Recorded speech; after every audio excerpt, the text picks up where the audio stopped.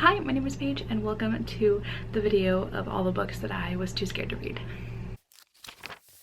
So if you've been around for a while, you might have heard me talk a few times about a video idea that I had where I want to read the books that have just scared me. I haven't wanted to pick them up because I know that they're going to make me cry, and I have finally filmed this. It has taken me literally years to work up the courage to read some of these books, and in the past couple of months I've been working through them and crying my eyes out while doing so. I really want to start off this video by saying that my reaction to some of these books might be a little bit over the top, or might not be the way you would have reacted if you read these books, or if you have read these books and maybe you didn't think they were as sad. But I don't really know how to explain, other than I have always just felt sadness in a really big way. Whenever I get sad, I just feel it so all-consuming sometimes, and I really just cry hard when I am sad. And so there are going to be a lot of times that you are going to see the most atrocious crying faces in this video, and because of that I tried to make it as funny as possible. So I have thrown some funny music. There is a cry counter for every time that a book makes me cry, and I hope that you just take this as like a more light-hearted video. I know that in editing this I was like, oh, this is slightly vulnerable to let people see just how often I cry and how big I cry, but I still think it's pretty funny. I was cracking up at some of my crying faces, like I didn't know how bad it got sometimes. So I hope that you are able to laugh along with this. I thought it was super funny, and I just really wanted to film it because I thought it was a silly idea, despite the fact that I did have to rip my heart out in doing so. But let's talk about these 5 books real quick before we jump into it. In this, you will be seeing me read A Man Called Ove by Frederick Bachman. I will be reading The Switch by Beth O'Leary, A Monster Calls by Patrick Ness, and The Stars Were Burning Brightly by Danielle Jawando. And finally, The Astonishing Color of After by Emily XR Pan. And just a general overview of why I was scared to read these. This just featured an older gentleman, and I figured I knew what would happen to him, and everyone says it's a sad book, so that one scared me a lot.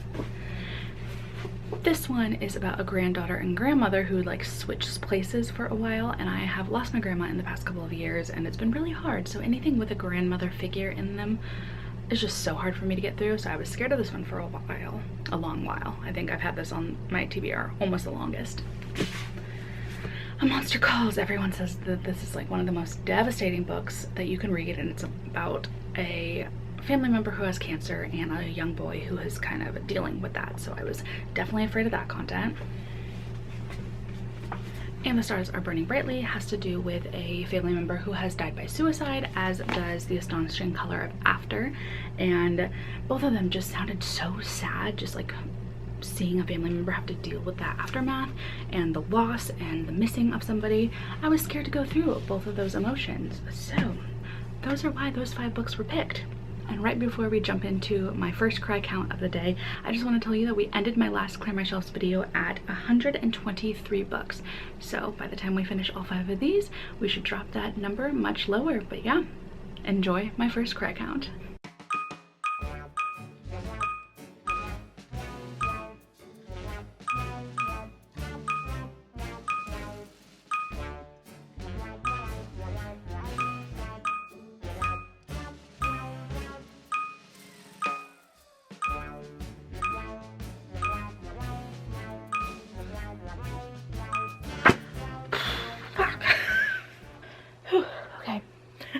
Despite the cry count, which I honestly feel like wasn't as bad as other books that I've read, this wasn't as sad as I anticipated it to be, but grief was just a theme throughout this, and I am still struggling with that. And so I feel like every single part where they were feeling any sort of grief, I was feeling it right along with them, and so that is what made me cry the most. Or it was like relating things that they said, things that they thought about back to my own experience, and crying because of my own experience and not what was happening in the book. So depending on if you are a crier or not, I feel like not as many people would cry as much as I currently did over this one. That being said, it wasn't what I expected, but I really enjoyed it. I feel like I would compare this a lot to Emily Henry's stories, where it's not the romance that is the focus. It is the characters' journeys and them getting through their personal issues with beach read and book lovers. It's them getting through grief in a similar way to these characters, and the romances are very mild in comparison, and you don't see them as on screen. And I feel like one of the romances was not as developed as it could have been. I was definitely rooting for the grandmother in this one and her romance adventures. That was super fun to read. But yeah, I would definitely not compare this to a romance, or not categorize this as a romance, more like a contemporary fiction sort of story with romance elements, because it was just their journey of finding who they were again after grief and after a huge loss that changed them. And it was so sweet. It was so sweet. And okay, don't cry. We're done crying. I could see a lot of my own grandma's personality in this grandmother character, so it was really fun to read a story like that and watch her get like her own happy ending. And I don't feel like this is a spoiler at all, but the grandmother does not die. There's no potential for this grandmother to pass away at the end of the story. So that was something that I was worried about, because something I tend to do when I'm stressed out about a book is I go and read the last page of it, and there was something about like a character like passing away and how that changed it, and I had been so worried from the start that this was going to be about the grandmother dying, but it was not. And that, I feel like, is not a spoiler at all. She's not sick in this. She's very healthy and active and everything. So if that is something that would also worry you, if you're not, it is a story about grief after the loss of a sister and a granddaughter. It was really, really good. I definitely recommend it. It is slow. There's a lot that happens in it. I feel like the pacing was really well done, but I am very confused on how everything could happen in about a 8-week span. And then there's stuff that happens after the 8-week span, but they do a lot in 8 weeks. So that was one thing that was a little questionable, but I still really like these characters and their dynamic. And the third act drama wasn't really a third act drama. It was just like the natural consequences of things that happened. It was good. I definitely recommend this if you are looking for a cozy but kind of heart-wrenching story about family and leaning on each other even if you feel like you can't sometimes, and finding your way back as a family after grief. It's really beautiful. But I have a feeling that this one is going to be the lowest on my tier ranking. Like, it was a happy story. It was funny. I laughed out loud at times. There's no way that the other books are going to have me crying less than this one. I feel like this will be at the bottom spot. We'll see though. We will see. Who knows when I'll pick up the next one when I'm brave enough, because I think I'm gonna have a headache tomorrow from all of this crying already. Alright, I figured I would jump in at the end of every book and rank every single one of these based on how much they made me cry. So the Switch, by default, gets the #1 spot. Alright, we are officially starting A Man Called Ove, and I think the biggest thing that has been holding me back from reading this one in particular is I didn't love Beartown. I honestly really had to push to get through that book. I just didn't really love the way it was written, and I didn't love the storyline either. So it wasn't my favorite. I think I gave it either 3 or 4 stars. It was fine. Like, I can acknowledge that the writing was good, but I did not feel as drawn into the story as everyone else seemed to have been. I did like Anxious People. I didn't love it. It made me cry at a few points, but I just, again, didn't love the writing of it. So I think that I am not Frederick Bachman's target audience. I see so many people absolutely fall in love with his writing, but I am just not one of them. So I am worried about not enjoying the writing in this one, because I have heard so many people who said they loved the other books love this one too. And I'm just wondering if I am going to be the outlier, always just finding these books okay. And so that's one big reason why I haven't really wanted to read it. But the other reason is I just know that it's sad. Everyone says that it's sad and that it makes people cry. So I am easily made to cry. I cry over everything. I'll probably say that in this vlog a million times because I'm spreading out the clips of these books, so I can never remember what I'm saying from one book to another. But we're just gonna start it. I'm gonna give myself like an hour maybe to read, because I have another book that I am really interested in reading, and I've been reading that before I go to bed, so I want to give myself some time to read that one too. So It is 8 o'clock right now. I will check in with you at 9 o'clock maybe, unless I get really hooked in and want to keep going. So see you in an hour. Okay, so I filmed an entire clip that was me updating you on A Man Called Ove from last night because I totally forgot to check in. But in that clip, I had a piece of cilantro from my burrito this morning in my teeth that I didn't pick up until now, and it's been like an hour since that last clip. So I'm gonna try and remember what I said in that clip. So essentially I was saying that I am and am not enjoying this book so far. So I have found what I think is the reason why I'm not fully a fan of Fredrik Backman's writing, and that's because I feel like a lot of the comedy in it is very cartoonish. And the best way I can describe that is there are scenes in this book, and I think it happened in Anxious People and maybe in Beartown, but I really don't remember Beartown very much.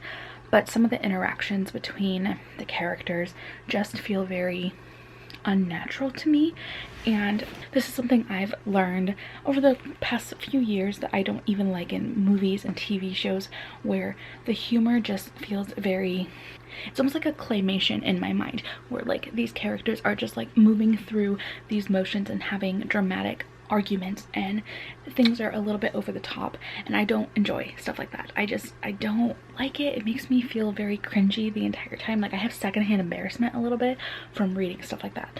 So there was like a scene at the very beginning where Ove, so his name's not Ove, Ove, he has new neighbors moving across the street, and they are like trying to pull their trailer into their parking spot and like scrape up against the wall of his house, and he comes out and he's like yelling at them about it, and the husband is like very, like, I don't know, naive and like clueless about things, and he's like, I don't know how to do this, you should just do it for me. And the wife is like very grumpy and like rolling her eyes at her husband, and Ove is just like so annoyed with all of them.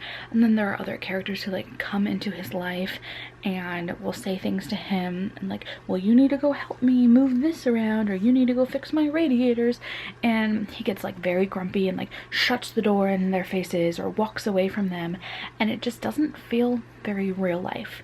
But then the writing style will switch, and it'll be very like introspective on Ove's part, and he'll be thinking about like his wife and his past, and that feels very real to me.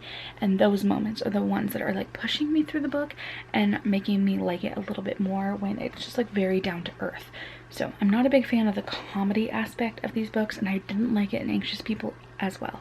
But the second it gets serious and it has those moments of like heartbreak and angst and just realness, then I'm invested and I care. So I am and I am not liking it so far. I am probably a third of the way through about, and I wish that I could up the speed just a little bit on script, but it's between 2 times speed or 3 times speed. I tried 3 times speed for like 5 minutes and it was too much, so I just need it to be like 2.3, 2.4 times speed, just to give me a little bit of engagement in it, because I feel like it's a little too slow for my brain still. But I'm gonna keep pushing through, and I hope that's everything that I tried to say in that first clip, because you're not going to see that one because I had food in my teeth. And I usually try and check that, but whatever. I will check in probably at the end, and you will see my cry count. Yeah, I gotta remember to film those clips. It's always so awkward when I like feel myself crying and then I go and have to turn on my camera and I'm like, oh, this is weird. But it's funny for the views, right? I hope so.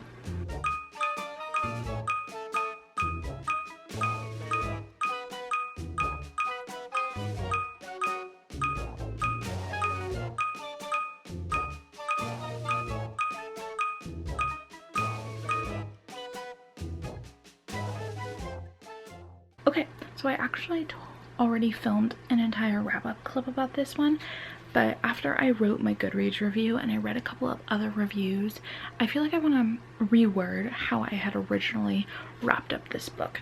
So if you couldn't tell, this book did make me cry, and I can't say that that made the book great, you know? Just because a book makes me cry does not mean anything, because I am telling you, I will cry over everything. I have always been this way. I just really resonate with anything that is sad. I have always been very empathetic in that way. Anything that makes a character or another person in real life, in fiction, if it makes them cry, I am very attuned to that, and I do end up crying 99% of the time.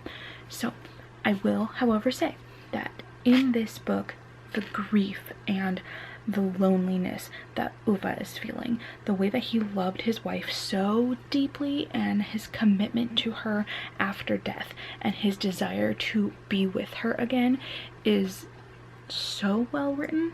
And I wish that that was more prevalent throughout the entire book. I wish that it was deeper in that. And I get that having the comedy aspect makes it a little bit lighter. It makes this book easier to get through, because there were moments where I was so heavily crying that I did need the comedy to come out of that. That being said, I did not like the comedy in this one. There were a few, and I mean a few, moments that I thought a few things were funny here and there, namely when the little girls that are the neighbors would just like make Ove warm up to them, and he like couldn't resist loving those little girls. So the few moments that those girls were in the story, I felt like the comedy was worth it. It was very realistic, very grounded. And the rest of it, though, it was not the best sort of comedy in my opinion. I already talked about how I felt it was very cartoonish, like very dramatic things were happening, characters discussed things in very dramatic ways, and characters did things that I don't feel like most people in real life would do. Like, you're not just gonna barge into your neighbor's house and demand that he fixes this, this, and this, and this for you, or that he has to drive you to the hospital because you couldn't get in the ambulance with your husband.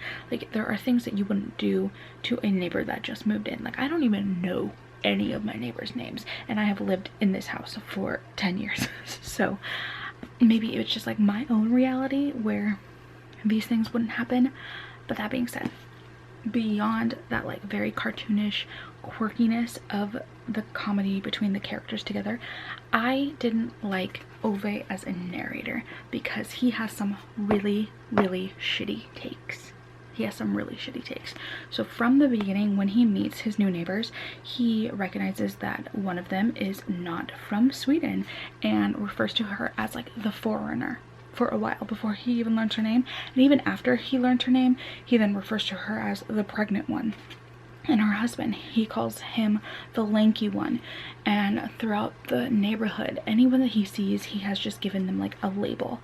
And one of these people, and you later find out that he has known this kid since he was little, and now he's a full-grown adult, is an overweight man.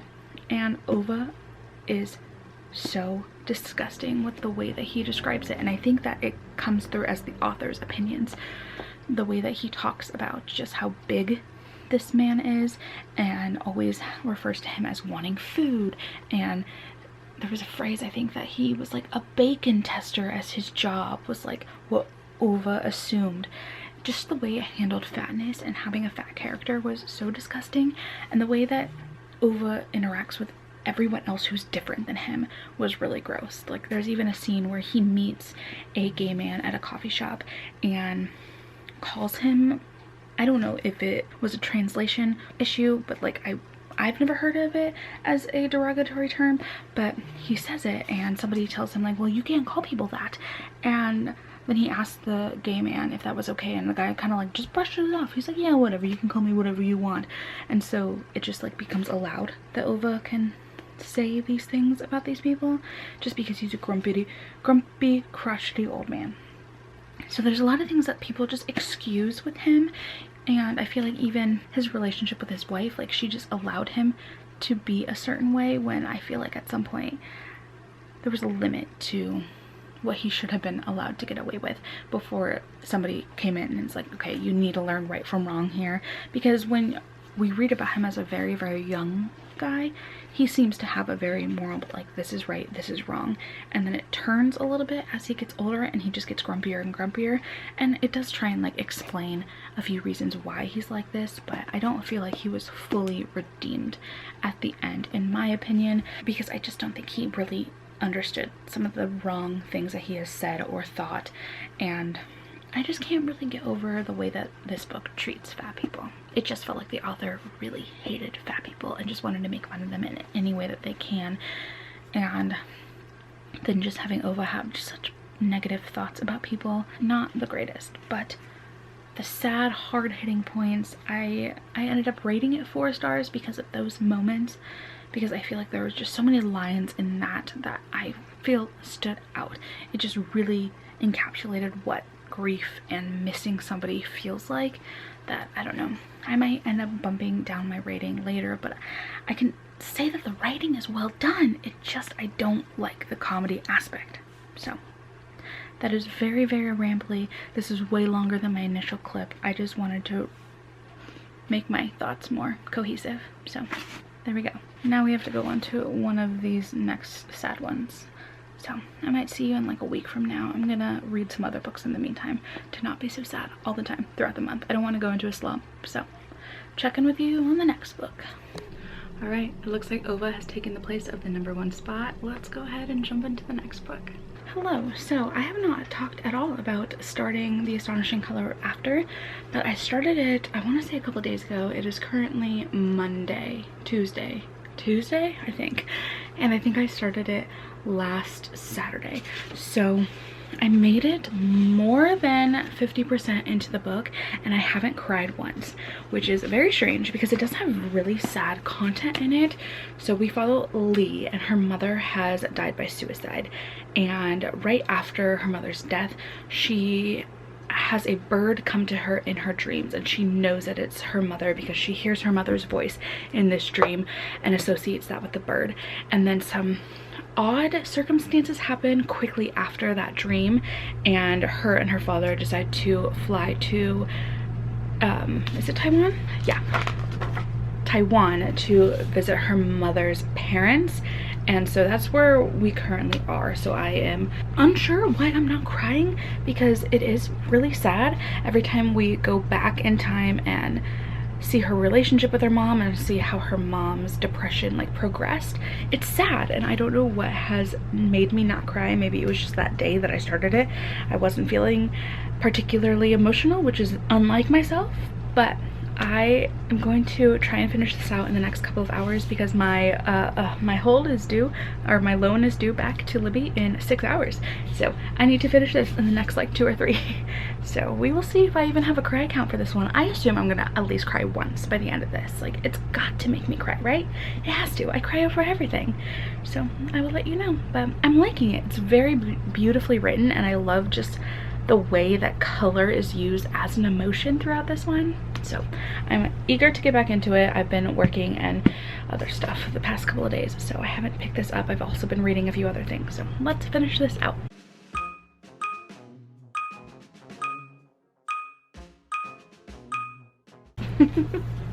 Well, we knew it was going to make me cry, and it did.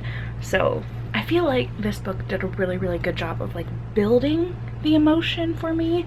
I feel like it really portrayed those stages of grief where you're just in denial, you're a little bit confused too, and then you're angry. And so I feel like I went through a lot of those emotions where I wasn't as sad until it really hit that moment towards the end where I just couldn't hold it back anymore. So this was such a good book. It was heavy though. It was definitely very heavy. It doesn't really shy away from acknowledging how her mom took her life and the aftermath of that and the way that the family is dealing. It also has Lee's relationship with her dad and how it's always been a little bit strained because Lee is an artist and her dad like kind of wants to push her to do something else because he's not sure if art will ever be a sustainable thing. So she has a bit of a tense relationship with her dad, and it doesn't help that he traveled a lot, so she kind of is upset with him for not noticing a lot of her mother's changes in moods and her depression worsening and stuff.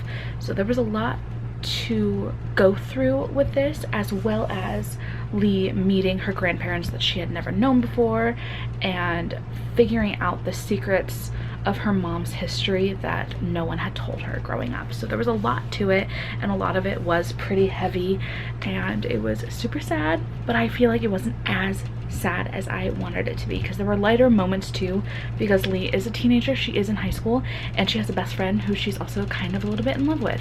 And so there are moments where we're going back in time to just look at her relationship with her best friend and the way that it's changed over the years. And he was so precious, sweet. I just kept relating him to Peta. Like, he was just that like cinnamon roll type of best friend, and I loved him. So Axel is BFF goals. I really liked him in this story, and I liked Lee, and I loved the journey that she went on, and it was heartbreaking but so beautiful. This writing was so good.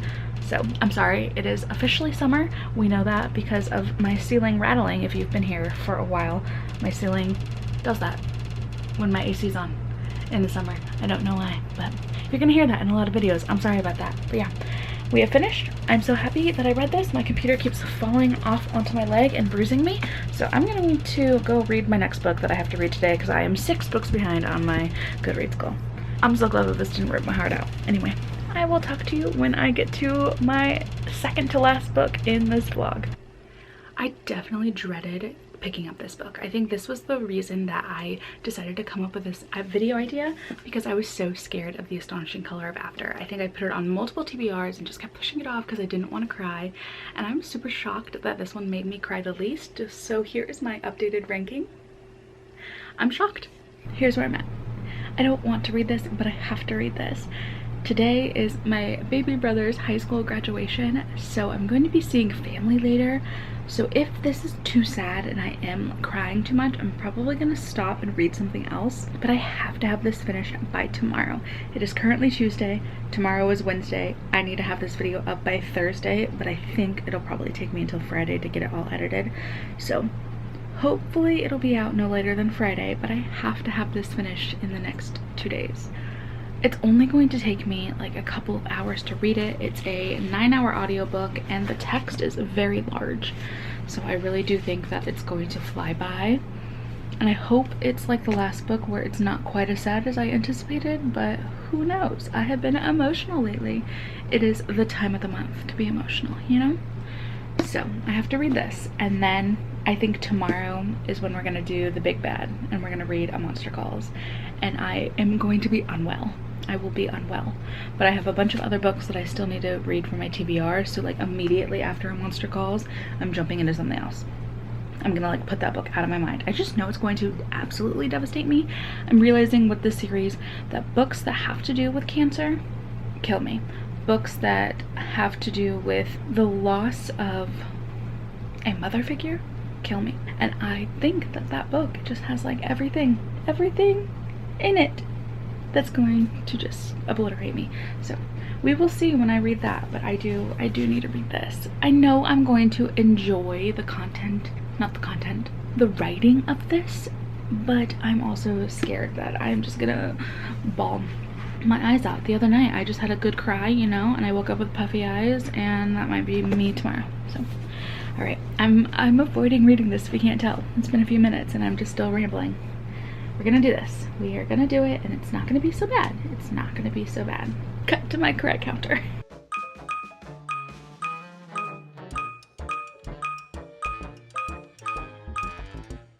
I think this is where I'm supposed to be. I think my face is getting squished out of this counter. Okay, we are back. I've put on makeup because I do have to leave in a little bit, but I just wanted to talk about this book. It was definitely rougher than I expected. I had not reread what the back had said, and at the very bottom I just want to point out that it says, warning, this novel contains themes that some readers may find upsetting, including suicide and intense bullying. And when I say intense bullying, like intense bullying, it was really rough to read some of those parts. So in this one we have Nathan and Megan as our two narrators, and Nathan's brother's Al has died by suicide, and Nathan knows that there's something more to why his brother did it. His brother didn't leave a note, and all that he has of his brother are some very disturbing images that were drawn of Al, like self-portraits that had his face scribbled out, and there was like a weird mysterious symbol in the corner of all of these drawings. And Nathan thinks that there's more to it. His family's kind of just brushing it off because they're all dealing with their own grief. And then we see from Megan's point of view that she was friends with Al, but she wasn't like the best friend because she kind of kept their friendship a secret because people seemed to think that Al was weird, and she just had her own issues with wanting to be like super liked and super popular and stuff.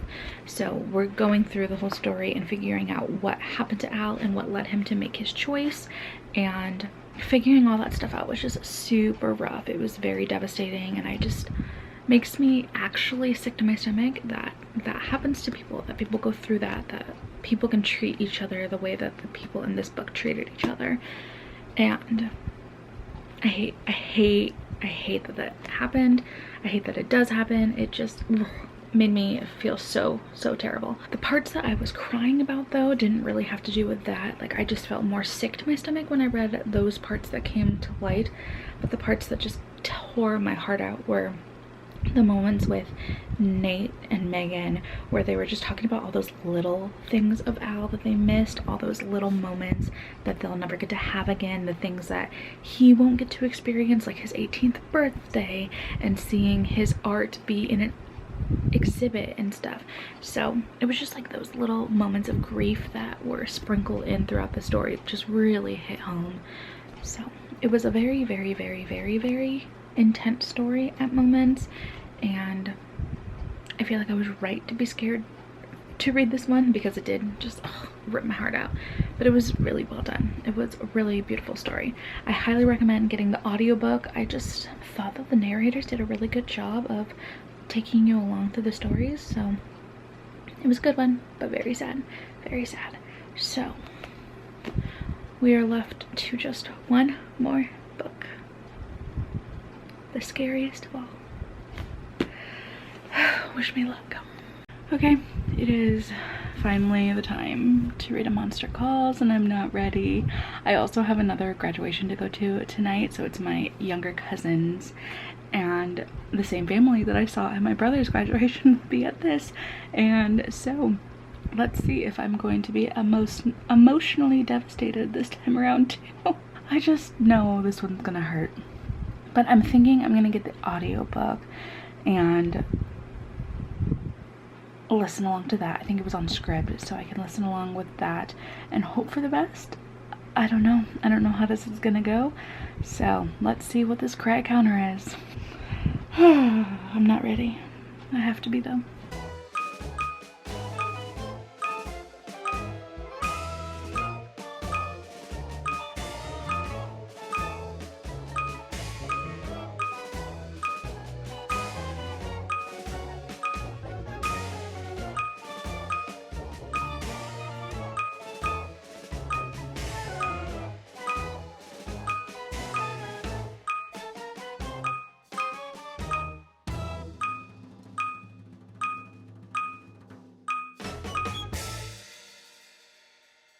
I feel like I'm gonna start crying again, and it's been like an hour since I finished this book.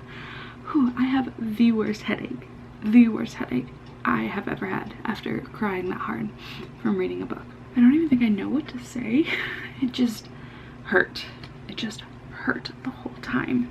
I feel like there's really only been a few times I've cried that hard before, but I feel like this stirred up a lot of the emotions that I had been feeling around the time that we found out my grandma was diagnosed with cancer, and then finding out that she had COVID right after that, like within a couple months of that, and everything that went on around that time. I feel like this just really encapsulated a lot of those feelings, those thoughts, those fears, the nightmares, the conversations with family too that happened during that time. So I feel like this is safe to say that I had a right to be scared of this one the most, because this one hurt the most, without a doubt.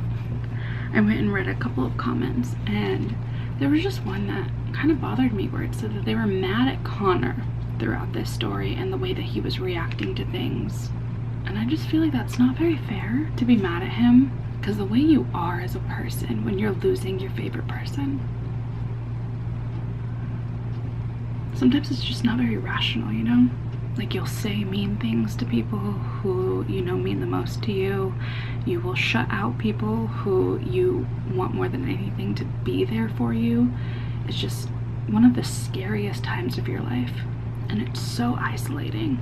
even if you have a super great support system like I did, and I knew I had 100 people I could lean on at any moment, grief is just so individual, and it's so strange how isolating it can be even if you have 10 people, 100 people losing the exact same person. Like, you're all losing that person in such a different way, and you're losing different futures with them, different things that you thought that they would be there for, different conversations that you thought you would get to have with them, different stories that you thought they would get to tell you. And you just don't know how you're ever really going to react to a situation like that. And being that he was a 13-year-old boy who was losing like his one person in life because everyone else was distant from him or had abandoned him, I just feel like being mad at him as a character is the wrong take to have. I don't know. Like, you can be disappointed with some of the things that he did, some of the things that he said, but I think we all just have to deal with the way that grief hits us in different ways. And I don't think there's a right or wrong way to deal with it. It just hurts no matter what. So I'm like broken by this book. I've already watched a couple of YouTube videos just to try and get my mind off of it. I think I'm gonna start reading the Atlas 6 just to like get my brain off of something, but I also need to drink a lot of water and take some ibuprofen or something because my head is throbbing. So I will check in with you to wrap up this video because I need to now edit this and upload this, and everyone gets to see my crying face. It's gonna be so much fun. All right, I will see you in a second. We have made it to the end, and are we surprised that A Monster Calls made me cry the most? No, I'm really not. I think that was the one that I was genuinely the most scared of. Like, I never really put it on any TBRs. It might have made it onto one because I just wasn't ready to read it, but we did it. We made it. And now, having read all of these books, I would definitely say I would recommend all of them aside from Ove, just because of the problematic content I talked about earlier in this video. The rest of them I would definitely recommend, but if you are somebody who is sensitive to grief or loss or suicide, severe bullying, cancer, loss of a sibling, and you're just not quite ready to read these, I feel like you don't need to. Like, I know we go through so many emotions on the day-to-day in life in general, and if you just want books to make you escape from all of these traumatic things, I understand. I fully understand. They are, however, very beautiful, wonderful books. I enjoyed reading all of them in a way. Like, they ripped my heart out, but the writing in all four of these was just so good. I really did enjoy how they were written, the journeys that these characters went on, but they are sad. They are definitely sad. But that being said, I'm still so glad that I was able to like jump through that hurdle and finally get to the point where I'm able to read books like this, because I was avoiding pretty much anything with emotion for the longest time. So I feel like it's a healing journey in my own where I'm able to finally read books like this and not come out in a massive reading slump where I never want to read anything again because I don't want to face any emotion. So I'm proud of myself for being able to get through this, but I don't want to do it anytime soon again. So I'm going to stick to some fantasy and romance from now on for a little bit, because, you know, I don't need to cry like that anymore. Like, do you see how puffy my eyes are?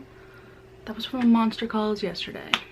But yeah, this video is already long enough as it is. If you have made it this far, please leave any sad or crying emoji in the comments if you want to leave a comment at all, or let me know what my best crying face was. Which book gave me the best crying face? Because I think it was A Monster Calls, but I also had a few good ones in Ove, I think.